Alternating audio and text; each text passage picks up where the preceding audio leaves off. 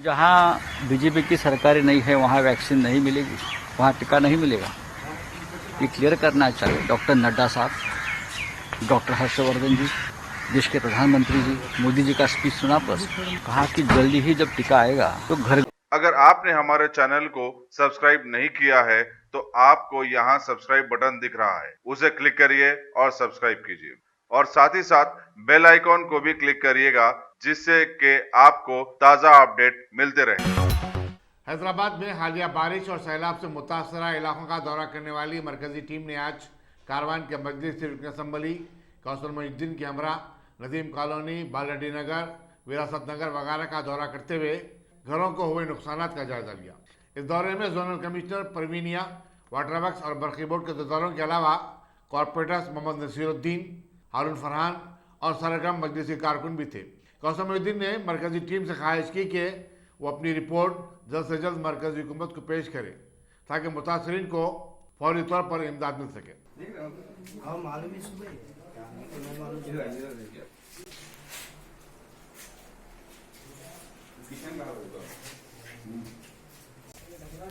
अभी आपके आज है तो कल आगे लोग आके ना तो 10,000 रुपये दे रहे ना, एकदम उड़ी पड़ने से परेशान हो जाए।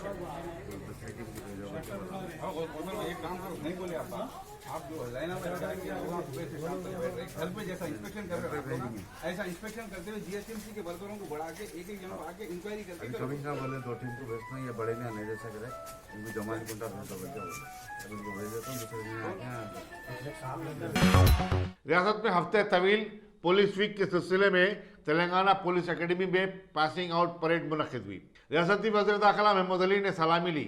बादियाज़ा उन्होंने अपने खिताब में कहा कि मौके में पुलिस में मुख्तलिफ ओहदों पर 20,000 भर्तियों का प्रोग्राम है। उन्होंने बताया कि सेंट्रल कमांड कंट्रोल की इमारत का काम भी बहुत जल्द मुकम्मल हो जाएगा। Director general police M Mahendra Reddy ने पुलिस वालों पर जोर दिया कि वो अपनी सलाहियत और काबिलियत का भरपूर मुजाहरा करें। डायरेक्टर एकेडमी वीवी श्रीनिवास ने बताया कि पासिंग आउट परेड में 265 खातून उम्मीदवार भी शामिल हैं जिन्होंने सब इंस्पेक्टर पुलिस की तरबियत हासिल की है।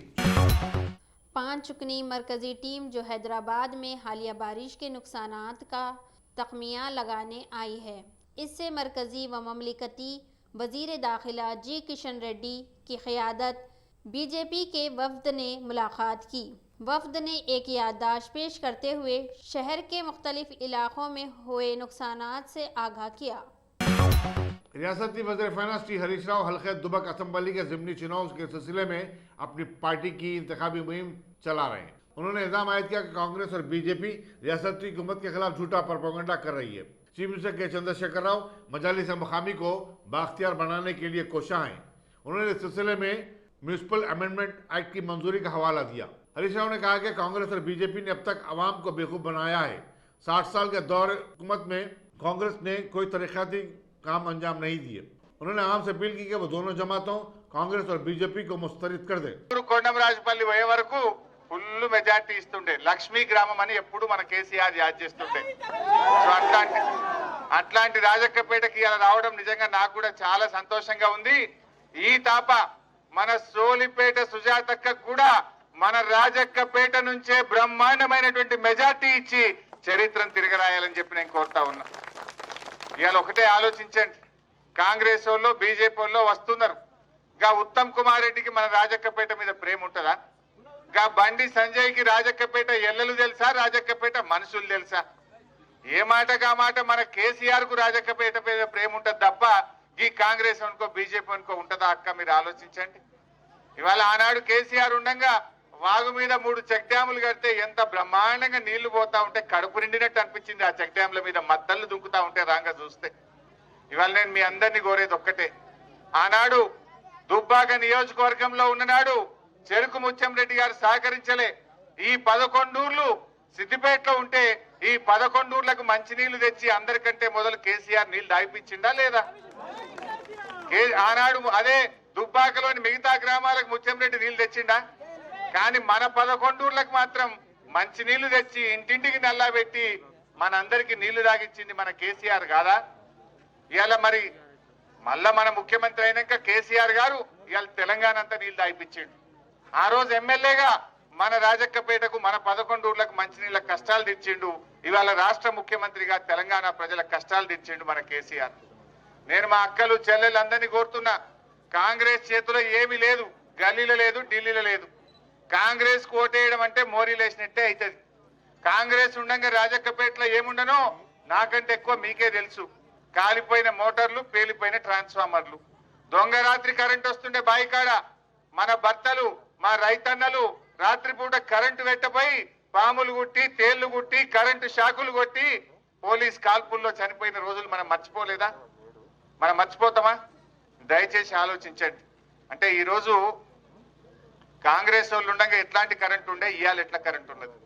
మన కేసీఆర్ వచ్చినాక ఇవాళ మన బాయిల కాడ 24 గంటల కరెంట్ వచ్చి యాసంగి పంట బ్రహ్మాండంగా వంటలేదాక. పోయిన యాసంగిలో ఒక బోరు గాలిందా, ఒక మోటార్ గాలిందా, ఒక ట్రాన్స్ఫార్మర్ గాలిందా? ఇలా మోటార్లు కాలకుండా, ట్రాన్స్ఫార్మర్లు కాలకుండా మంచి కరెంట్ ఇస్తున్నది మన కేసీఆర్ కాదా? ఆనాడు కాంగ్రెస్ పార్టీ ఉండగా ఎప్పుడు కరెంట్ ఉంటుండే? మోటార్ కాలితే 10,000 ఖర్చు, ట్రాన్స్ఫార్మర్ కాలితే 30,000 ఖర్చు ఉంటుండే. అదే కాంగ్రెస్ ప్రభుత్వం ట్రాన్స్ఫార్మర్ కావాలంటే మనను 30,000 కట్టించుకొని, ఓన్ యువర్ ట్రాన్స్ఫార్మర్ అని 30,000 కట్టించుకొని ఆ రోజు మనకు ట్రాన్స్ఫార్మర్లు ఇచ్చింది. కానీ ఇవాళ మన కేసీఆర్ వచ్చినాక రామ్లింగన్న నాయకత్వంలో బిస్కెట్ల లాగా 100 ట్రాన్స్ఫార్మర్లు ఇచ్చినాం. రైతులకు 24 గంటల ఉచిత కరెంట్ ఇచ్చినాం. ఇవాళ బీజేపీ వాళ్ళు ఏమంటున్నారు? బాయిల కాడ మీటర్లు పెట్టమంటున్నారు. పెట్టాలనా? బాయిల కాడ మీటర్లు పెట్టాలన్నట, మీ చేతిలో బిల్లు పెట్టాలన్నట. ఇవాళ మన జగన్మోహన్ రెడ్డి ఆంధ్ర ముఖ్యమంత్రి కేంద్ర ప్రభుత్వం ఇచ్చినటువంటి చట్టాన్ని అమలు చేసి ఆంధ్రప్రదేశ్ లో ఇవాళ మీటర్లు పెట్టుడు స్టార్ట్ చేసిండు. అదే మన కేసీఆర్ నువ్వు 2,500 కోట్ల ఆఫర్ ఇచ్చిండు తెలంగాణకు. అయ్యా నీ పైసలు అక్కర్లేదు, మేము మా రైతులకు 24 గంటల ఉచిత. असम्बल हल्के दुबग्गा ज़िमनी चुनाव के सिलसिले में कांग्रेस की इंतखाबी मुहिम में रुकने पार्लियामेंट कॉमरेड वेंकट रेड्डी ने हिस्सा लेते हुए कई जलसों से खिताब किया। उन्होंने टीआरएस हुकूमत पर शदीद तनकीद करते हुए कहा कि टीआरएस पार्टी अपने इंतखाबी वादों को पूरा करने में नाकाम हो गई है। बेरोजगार नौजवानों को माहाना 3,000 रुपये वजीफा देने का वादा किया गया था, लेकिन उसे अब तक पूरा नहीं किया गया। किसानों को रैतु बंधु स्कीम के तहत दी जाने वाली इमदाद 1 साल से रुकी हुई है। कॉमरेड वेंकट रेड्डी के इंतखाबी दौरे के दौरान टीआरएस के कई कायदीन कांग्रेस में शामिल हो गए। मरकजी ममलिकती वज़ीर दाखिला जी किशन रेड्डी ने आज सैदाबाद डिवीजन के संकेश्वर बाजार वगैरह का दौरा किया और आवाम से मुलाकात की। उन्होंने हालिया बारिश से जिन मकानात को नुकसान पहुंचा है उनके मालिकीन से कहा कि वो रियासती हुकूमत से इमदाद के वसूल के लिए ज़रूरी कार्रवाई करें। किशन रेड्डी ने कहा कि बीजेपी की मरकजी हुकूमत भी मुतासरीन के लिए बहुत जल्द एक रिलीफ पैकेज का ऐलान करने जा रही है। तेलंगाना स्टेट मीडिया अकेडमी के सदनशीन अल्लम नारायण ने बताया कि चीफ मिनिस्टर के चंद्रशेखर राव की तरफ से कायम करदा जर्नलिस्ट वेलफेयर फ्रंट से रियासत भर में कोरोना वायरस से मुतासर 1,603 सहाफ़ियों को 3 करोड़ 12 लाख रुपए की इमदाद दी गई। उन्होंने एक प्रेस कॉन्फ्रेंस से खिताब करते हुए बताया कि मुल्क भर में तेलंगाना वाहिद रियासत है जहां सहाफ़ियों के लिए एक फंड कायम किया गया है। कोविड-19 की वबा के आम हो जाने के नतीजे में नाफिज लॉकडाउन के दौरान तमाम सहाफ़ियों को ग़िज़ाई अजनास के साथ साथ मास्क, सैनिटाइजर्स और दूसरी चीज़ें भी तकसीम की गई। उन्होंने बताया कि इस फंड के क़याम से अब तक फौत हो जाने वाले 260 सहाफ़ियों को फीकस 1 लाख रुपए की इमदाद दी गई। इस प्रेस कॉन्फ्रेंस में अकेडमी के सेक्रेटरी DS जगन और मैनेजर लक्ष्मण वगैरह भी मौजूद थे। కానీ జర్నలిస్టులు, మున్సిపల్ సిబ్బంది, పోలీసులు, వైద్య సిబ్బంది, పోలీసులు, మున్సిపల్ సిబ్బందికి కరోనా వారియర్స్గా ప్రభుత్వం గుర్తించినప్పటికీ జర్నలిస్టులని ఆ కేటగిరీలో గుర్తిస్తున్నప్పటికీ కూడా అధికారికంగా ఎలాంటి ప్రకటన రాలేదు. కానీ ఒక్క తెలంగాణ ప్రభుత్వం మాత్రం జర్నలిస్ట్ ఫండ్ ఒకటి ఏర్పాటు చేసి ఉన్నందువల్ల ఈ ఫండ్ నుంచి వచ్చిన వడ్డీ ద్వారా ఇప్పటికీ కోవిడ్ బారిన పడిన తెలంగాణ జర్నలిస్టులలో 1,717 మంది పాజిటివ్ కేసులకి సహాయం అందించిన గొప్ప సుధీరం ఇది. దాదాపుగా 86 మందికి హోమ్ క్వారంటైన్ కూడా సాయం అందించినాం. ఇప్పటి వరకు 1700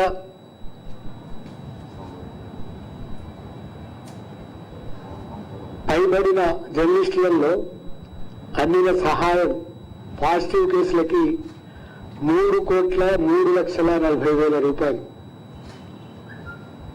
అట్లాగే పాజిటివ్ రాకుండా కుటుంబ సభ్యులకు వచ్చి సమీప బంధువులకు వచ్చి హోమ్ క్వారంటైన్ ఉన్న వాళ్ళకి 86 మందికి 8,60,60,000 రూపాయలు. ఒక్క తెలంగాణలోనే కోవిడ్ బారిన పడిన జర్నలిస్టులకి కొందరికైతే మరుసటి రోజు मरकजी अंजुमन मदविया की तरफ से हाफिज बाबा नगर के लगभग 100 के करीब मुतासरीन में तकरीबन 15,000 रुपये मालियाती ज़रूरी घरेलू सामान और ग़िज़ाई अजनास पर मुश्तमिल किट्स की तकसीम अमल में आई। सदर अंजुमन मौलाना सैयद महमूद शहाबुद्दीन काशिफ मियाँ की निगरानी में ये काम जारी है। अंजुमन के मोतमद उमूमी सैयद नेमतुल्लाह ने बताया कि अंजुमन की अपील पर मुस्बित रद्द-ए-अमल का इज़हार किया जा रहा है और रिलीफ के कामों में लोग बढ़ चढ़ कर हिस्सा ले रहे हैं।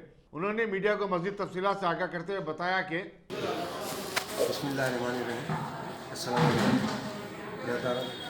आप तमाम ने जो हमारी अपील पर रिस्पांस दिया है उसके लिए हम बेहद मशहूर हैं और आपके शुक्रगुजार भी हैं। जो भी रकम हम तक पहुँची और जो जो सामान हम तक पहुँचा, हमारी ये पूरी कोशिश रही है कि जितने ज़्यादा हो सकते हैं उन लोगों तक ये इमदाद पहुँचे। आपकी इत्तला के लिए हमने एक ख़ानदान में यहाँ पर पानी दाखिल हुआ था, उनको तमाम ज़रूरी अशिया देने की कोशिश की है, जिसमें 2 बेड्स यानी गद्दे दिए गए हैं 3/6 साइज़ के और उसके साथ बकेट्स, जग और कुर्सी, स्टूल, उसके साथ खाने की अशिया और जिसमें शतरंजी, 2 ब्लैंकेट्स, तकिए, आटा, चावल, ग्रॉसरी, तेल और स्टील का सामान है। ये स्टील का सामान है और दूसरी अशिया, ये मैक्सिमम चीज़ें जो आपको इमीडिएटली रिक्वायर्ड थे एक घर को कम्प्लीटली जो है रन करने के लिए, वो तमाम चीज़ें हम दे चुके हैं। इसके अलावा भी हम 2 से 2,500 रुपये का लिफाफा भी अल्लाह दिया बोल के दे रहे हैं सबको। तो ये सब चीज़ें मैं समझता हूँ काफ़ी हो जाएंगी। अगर ना भी हों और हमको इत्तला मिले उनकी तरफ से तो मापा की चीज़ें भी हम उनको पूरी पहुँचाने की कोशिश करेंगे। अक्सर मकबूल कोशिश रहेगी कि किसी की कोई शिकायत बाकी ना रहे। अलावा नहीं, आप लोग अगर इस बारे में मज़ीद कोई तफसील जानना चाहते हैं तो वो हमसे दफ्तर अंजुमन को कंटैक्ट करें, बजाय किसी और की बात सुनने के। इसलिए कि बाज़ वक्त होता है कि मुखालते में कुछ मुनाफा करके बोल देते हैं तो कुछ कम करके। तो एग्जैक्टली वो चीज़ जो हम किए हैं उसी हद तक आपको मालूम करना हो तो यकीनन आप you are most welcome to put a question so that you can get a proper answer. तो मेरा कहना मतलब ये है कि ये सब तमाम चीज़ों के बारे में और दूसरे अहबाब को भी अगर इत्तला करना चाहते हैं ज़रूर कीजिए। हमारी भरपूर कोशिश रहेगी, हत्तल मकदूर कोशिश रहेगी, दिल जान से हमें काम करने की कोशिश कर रहे हैं। आप लोगों की दुआएं शामिल हाल है इंशाअल्लाह। शुक्रिया, बहुत बहुत मेहरबानी।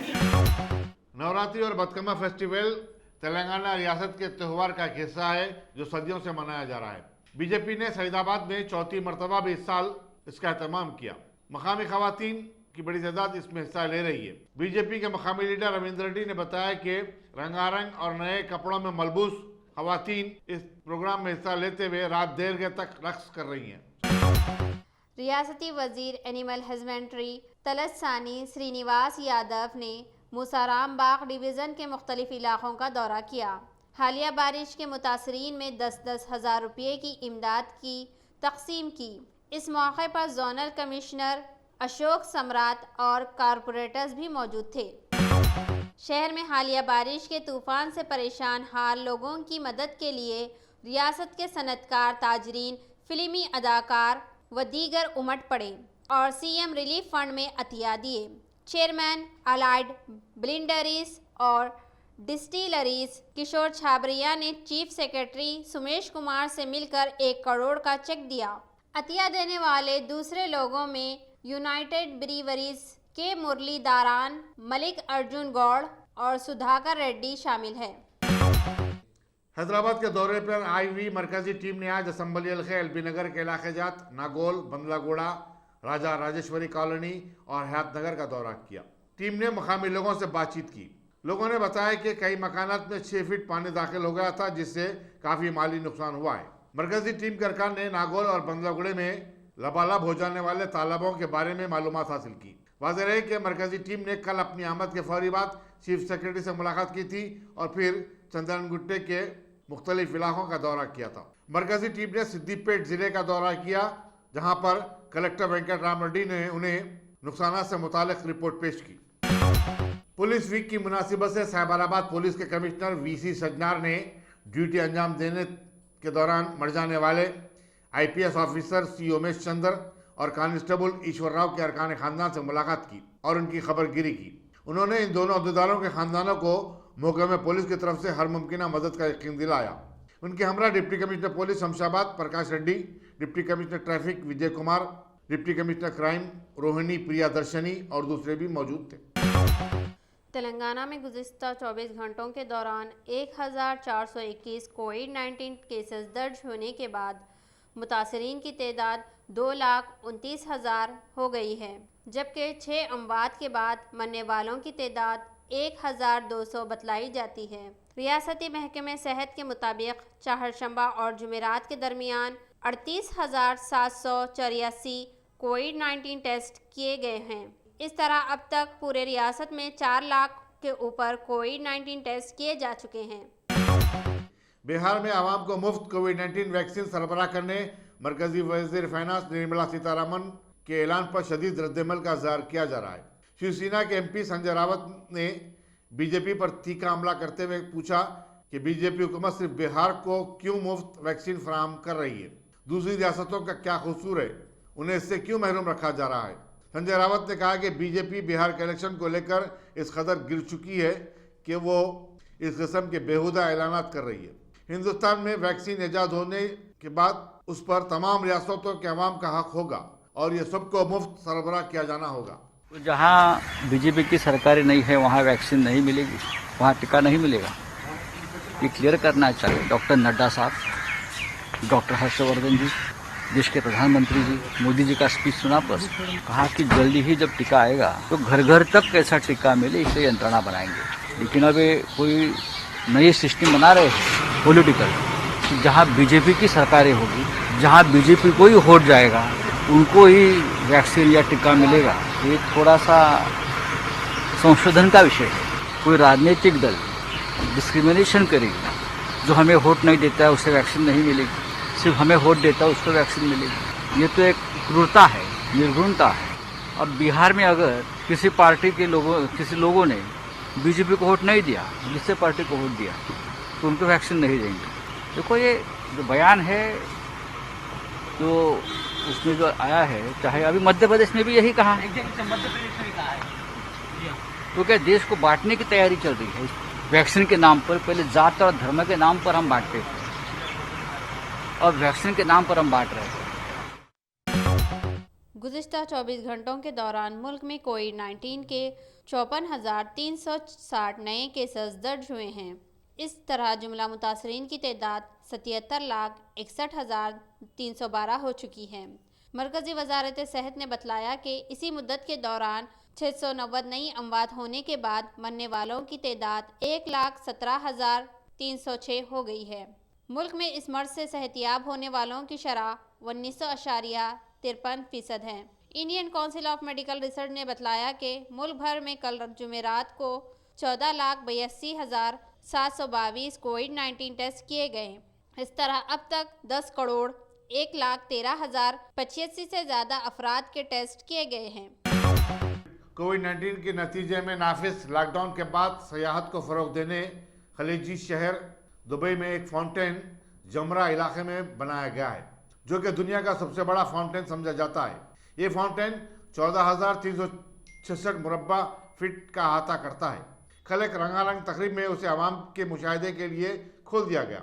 इस मौके पर आतिशबाजी का भी मुतासिर कुन मुजाहरा किया गया। 7 ममालिक पर मुश्तमिल मुत्तहिदा अरब इमारात में एक दुबई दीगर कई बातों के लिए पूरी दुनिया में मशहूर है, जिसमें दुनिया की सबसे बुलंद व बाला इमारत बुर्ज खलीफा काबिल जिक्र है। इस फाउंटेन को 3000 LED लाइटों से सजाया गया है, जबकि पानी का फव्वारा 105 मीटर की बुलंदी तक जाता है।